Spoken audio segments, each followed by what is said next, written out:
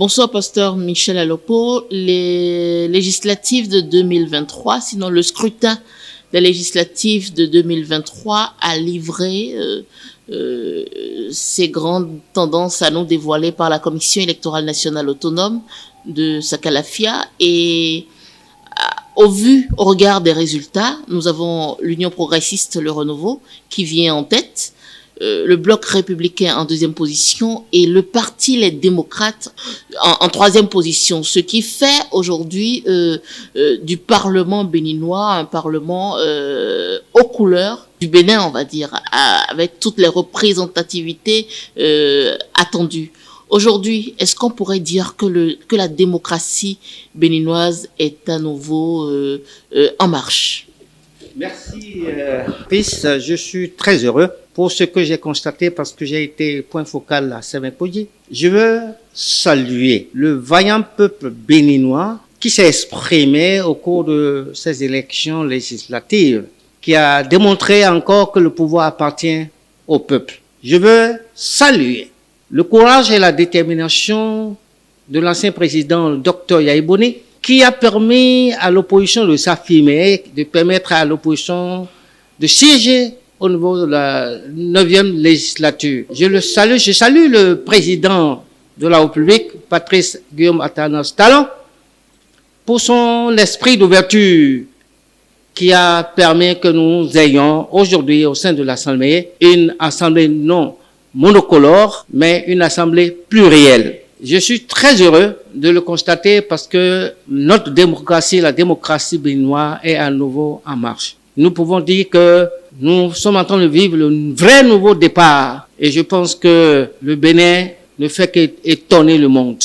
J'ai quelques constats à faire à l'issue de ces élections. Justement, à l'issue de ces élections et au regard des résultats, est-ce que vous avez des observations de ce qui a marché ou non au cours de ce processus? J'ai noté le faible taux de participation de la population à ces élections. Parce que les gens n'y croyaient pas que les démocrates pouvaient être sur la liste des partants pour ces élections. Et ils n'étaient pas sûrs que les démocrates allaient sortir la tête au cours de ces élections. Mais à la surprise, la grande surprise du peuple béninois, les démocrates se sont affirmés.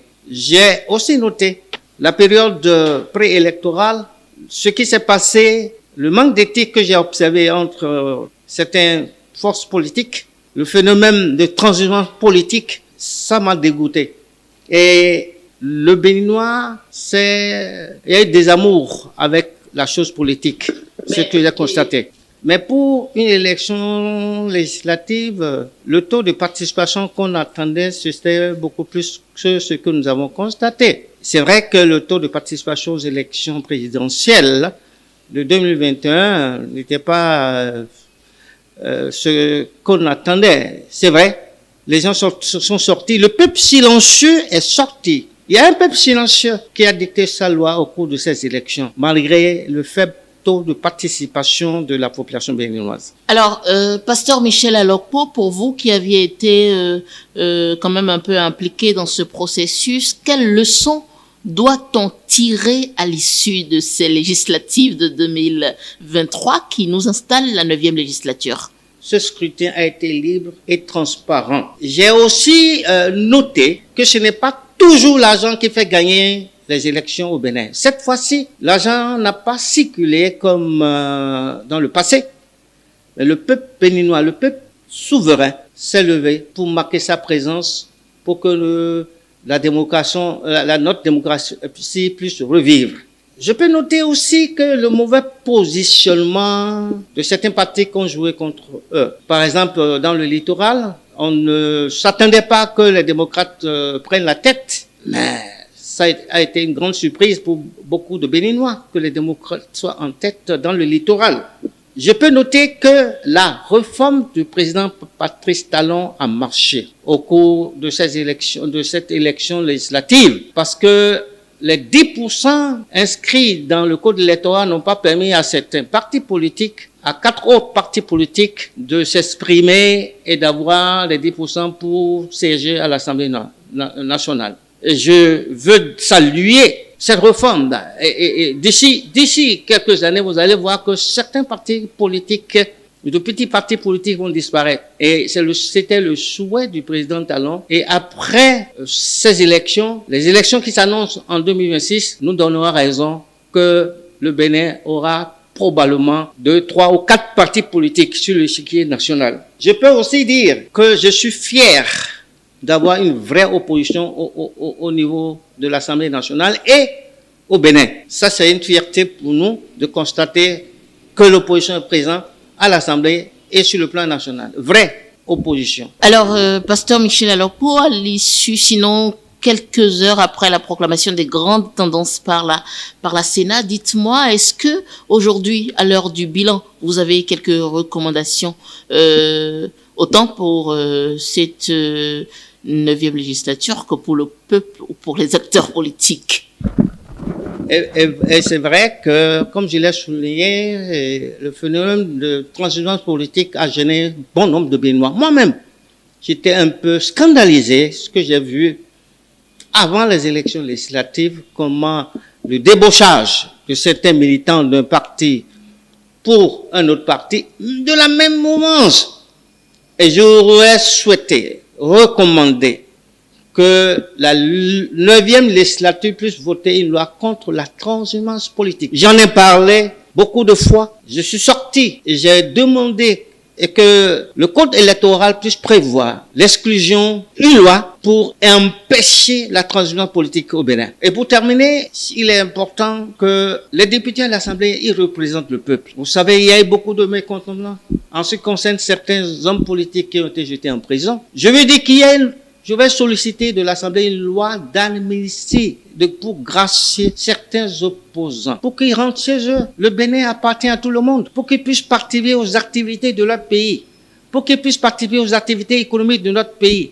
C'est important. Et cela a joué contre la mouvance au cours de ces élections. Certains partis politiques de la mouvance ont dit qu'ils vont travailler pour un vote pour une loi sur l'amnistie pour certaines personnalités jetées en prison pour une cause ou une autre cause. Et c'est ce que je vais recommander à la nouvelle législature. Et qu'il y ait une compréhension entre la mouvance et l'opposition pour que notre pays puisse se porter en paix. Ça ne sert à rien de jeter les gens en prison, des pères de famille, à cause des élections. Il est important que les députés de la nouvelle 9e législature soient à l'écoute du peuple. C'est important. Qu'est-ce que le peuple veut? Le peuple veut qu'il y ait la paix. Le peuple veut qu'il y ait la justice. Le peuple veut la transparence au cours des élections. Au cours de ces élections, moi, je peux témoigner qu'il y a la transparence. Il y a eu quelques cas de fraude, mais on peut minimiser cela. Et je vais demander aux confessions religieuses de prier pour notre pays, le Bénin, et pour que 2026 nous apporte plus de joie, la paix, la tranquillité dans le pays, pour que ce à quoi on a assisté entre les blocs politiques, transhumance politique, que nous ne puissions pas voir ça dans l'avenir. Juste après le scrutin, il y a eu des dépouillements à n'en point finir sur les réseaux sociaux et tout. Aujourd'hui, ça dit toujours sur les réseaux sociaux que les résultats proclamés par la Commission électorale nationale autonome ne reflètent pas la réalité des urnes. Est-ce que, pour vous qui êtes souvent quand même très critique, est-ce que vous êtes aussi de cet avis? Est-ce que vous pensez, comme ce qui se dit sur les réseaux sociaux, que ce n'est pas ce qui s'est passé, ou bien tout est bien qui finit bien selon vous? Merci, PIS. J'ai été point focal dans la commune de Samiakodi pour ce que je sais. J'ai coordonné les activités de 6 CA, coordonnateurs d'arrondissement. J'ai veillé à ce que tout se passe bien, le remplissage des feuilles de dépouillement et le remplissage du PV de compilation, et tout s'est passé dans l'ordre. Maintenant, qu'on dise qu'il y a fraude, qu'on dise que les résultats ne reflètent pas ce qui est sorti des urnes, à 80%, je dis non. Ça peut être dû au fait que les agents qui sont au niveau des bureaux de vote n'ont pas inscrit les vrais chiffres. Mais il faut reconnaître que les représentants des partis politiques sont là, au bureau de vote. Et c'est ensemble qu'ils font le comptage des bulletins de tel parti et de tel autre parti.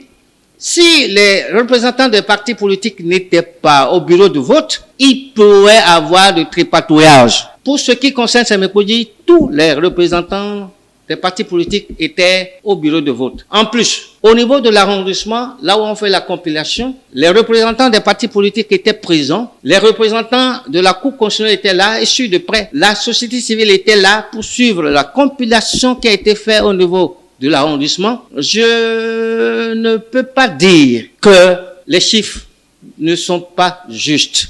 Et vous savez, les réseaux sociaux, ils relèvent du n'importe quoi. Il faut qu'ils apportent la preuve de ce qu'ils disent. Sauf au niveau des bulletins nuls, ce que je peux comprendre que au niveau du poste de vote, les agents du bureau de vote peuvent annuler certains bulletins au détriment, en défaveur d'un parti politique. Ça peut être une manipulation au niveau des bulletins nuls, mais je constate que la Cour constitutionnelle est là pour régler cette question. Puisque tous les bulletins nuls sont envoyés vers la Cour constitutionnelle et le parti politique a le droit de contester le nombre de bulletins de vote qui ont été annulés par les membres du bureau de vote. La Cour constitutionnelle est là pour rétablir la vérité. Là, aujourd'hui, on nous parle de 73 000 bulletins nuls, c'est quand même beaucoup. Si la Cour rétablit 10 000 bulletins de vote, ça peut changer. C'est là où on peut dire qu'il y a mauvais chiffres. Mais je dis et je confirme que si un parti politique n'est pas au bureau de vote, il ne peut pas se plaindre. Les partis politiques sont là au bureau de vote, ils assistent au décomptage des bulletins parti par parti. Et chez moi, c'est mercredi, les choses se sont passées normalement. Et c'est les démocrates qui sont sortis, qui sont en tête de liste à Sémékodji. Je ne sais pas, dans d'autres départements, c'est vrai qu'on a signalé à Banté un CA qui a essayé de brûler les unes, mais ça là, ça peut se régler. À Tchaourou ou à quelque part d'autre, il y a eu bourrage d'une et on a arrêté ces CA. Et la Cour constitutionnelle est là pour sanctionner. Je ne pense pas qu'il y ait une mascarade, qu'il y ait une fraude massive qui donne droit à un parti au détriment de l'autre. Je ne suis pas démocrate, je ne suis pas BR, je ne suis pas UPR, je suis un expert en matière d'élection. J'ai suivi de bout en bout ce qui s'est passé dans mon arrondissement, dans ma commune, je veux dire, puisque on a 6 arrondissements. Les réseaux sociaux vont trop vite à la besogne.